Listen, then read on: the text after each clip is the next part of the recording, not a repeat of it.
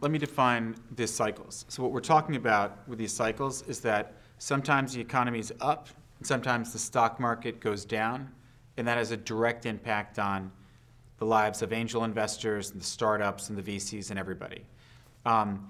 In 2014 and the first half of 2015, things were going straight up and to the right. So everyone felt confident that we're getting into a bubble maybe, but keep going. Right now, starting in August, out of China, things started to slow down. In the beginning of 2016, we're going into a down cycle, clearly. I think that I like to think of it in three different groups. What does that mean for the startups or the investors that are investing pre-seed, the earliest?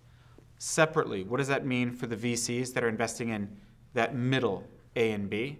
And what does it mean for those that are investing in Square or Palantir, these big, huge privately held companies that should have had an IPO and they're still private? So it's three separate things. When the market goes down, I think that if you invested in seed stage startups, all the VCs want to see more revenue. And so that becomes dangerous. Investing in companies that are super early with no revenue becomes increasingly dangerous. Investing in the late stage ones, that's dangerous too. You may find that you're investing at a valuation higher than you can sell for because the market was going up and now it's either flat or down. When you talk about investing in normal venture capital, we almost welcome a down cycle because the valuations for the company that we invest in will come down.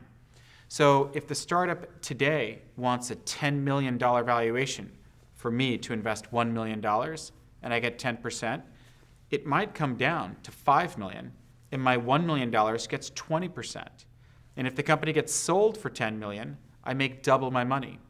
Whereas in the up, bullish market, we don't do as well. So venture capital benefits from a correction of the marketplace, and angel investors can benefit from a correction in the marketplace. For that later stage group of the stay private longer pre-IPO phenomenon, they should be very careful of the terms that they invest in.